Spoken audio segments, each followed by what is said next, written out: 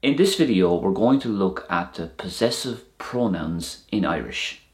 A possessive pronoun is when you are describing something as belonging to someone. So, for example, her shoe, his bag, my dog, things like that.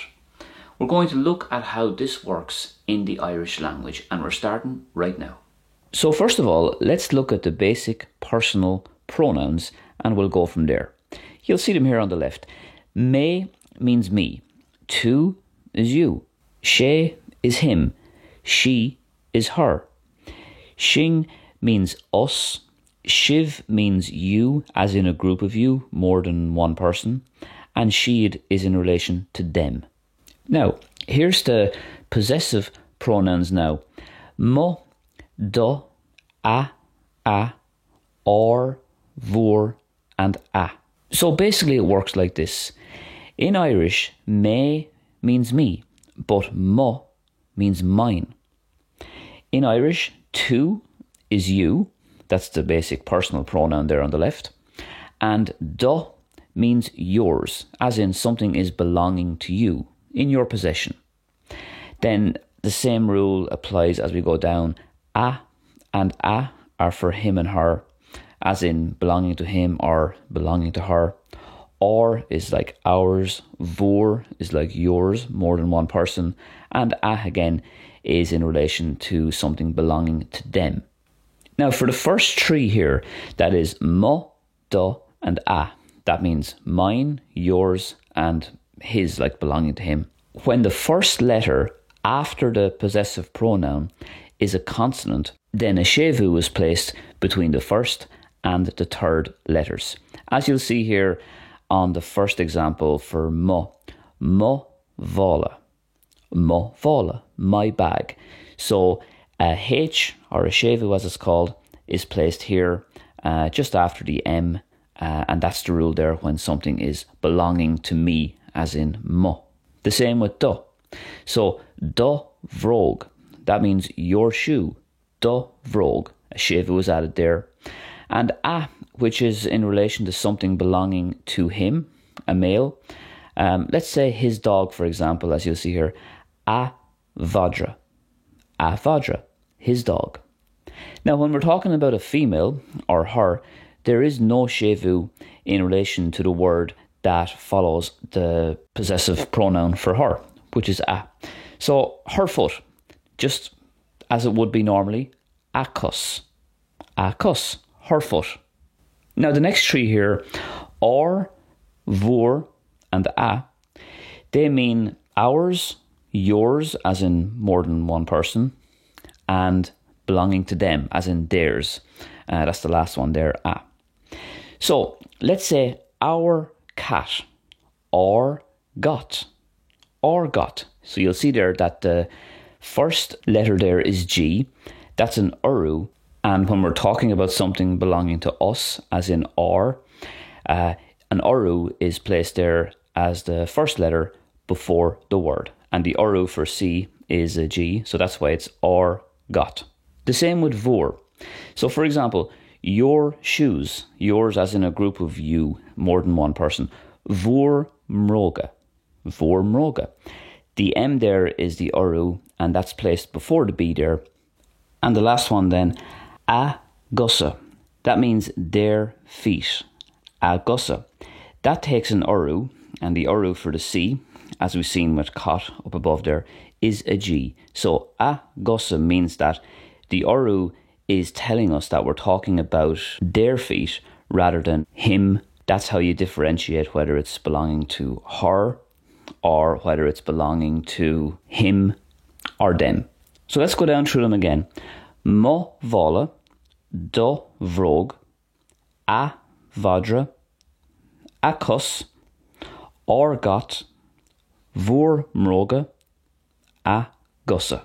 Now you must be aware that this is the rule only when the first letter after the possessive pronoun is a consonant. So you'll see there with mo vola, the M is a consonant. So this is only in relation to situations where the first letter is a consonant.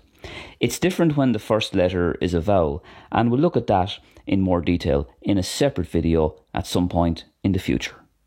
So let's look at some sample sentences now, and we're going to start with the use of this word here in the following 3 sample sentences. Tishmahori. Tishmahori, that means parents. So you'll see when we're talking about her parents, the word will undergo no change. Tishmahori will stay the same. When we're talking about his parents, it will change to Hishmahori, we'll add a shevu. And when we're talking about their parents, we will be adding an uru, and it'll be a dishmahori. Vi a tishmahori anna sasta freshen. Her parents were very happy as well. Vi a tishmahori anna sasta freshen. So because we're talking about a female here, her parents, that means tishmahori does not take a shevu or an uru. It just stays the same. Hug a hishmahori anna vunin do. His parents gave him lots of confidence. Hug a hishmahori anna vunin do. So this little phrase here ties in nicely with our previous video on the Irish preposition dom, because in the previous video we learned that do means to him or for him. So hug a hishmahori anna vunin do means his parents gave lots of confidence to him. Now we know it's a him, a male, because it's a hishmahori. The a there takes a shevu, and therefore we know that we're talking about his parents, a male. Vi a dishmahori a mu os an shomra. Their parents were out of the room. Vi a dishmahori a mu os an shomra.